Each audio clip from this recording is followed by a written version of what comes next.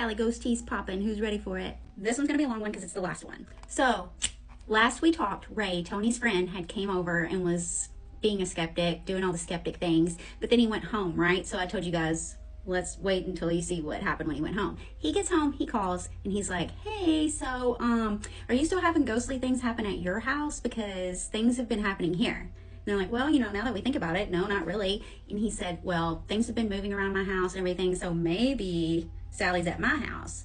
That's what you get, Ray. You come over and you talk crap about a ghost, she's gonna come to your house. So after Sallie lit the doll on fire on the stairs, Tony starts thinking, well, maybe this isn't just a friendly little girl ghost after all. Duh, Tony, duh.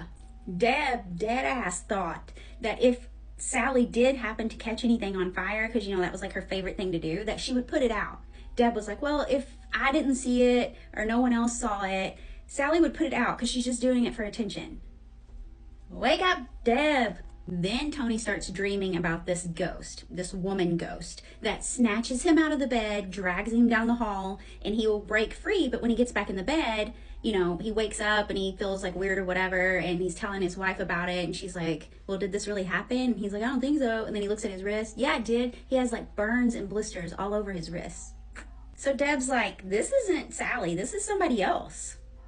Deb, quit making excuses for Sallie, okay? So apparently this woman only shows up to torment Tony. She's just got like a thing for Tony. So she'll show up, he'll see her like this dark shadow, things like that. She's like jumping out at him. But y'all, Tony starts to go, you know, how most husbands do in all these haunting places. So he said that he was sitting at the kitchen table one day and a cat was there or something, and he's like, the cat.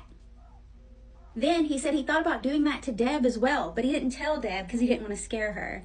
You think? He also put a cat in the dryer. Tony. What? Kept all of this a secret from Deb, but one thing she said she did know about is that he was asleep on the couch, like completely zonked out, raises up in the middle of his sleep and was like, he's mine.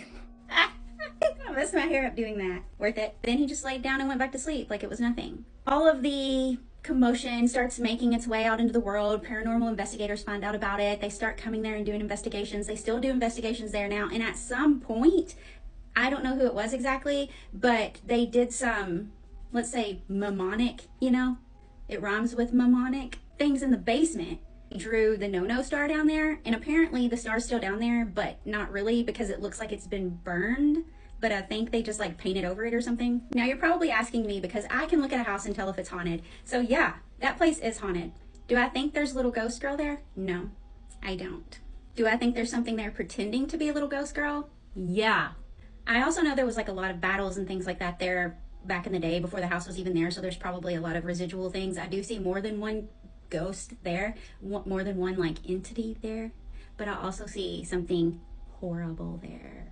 So if you've stayed all the way through all of the parts, thank you. And if you didn't give me attitude about it, thank you even more. And if you did give me attitude, then feel free, anytime you see any of my videos and you don't like how fast I'm doing it, you go do the research, you make your own video, tag me in it, and I would love to see it.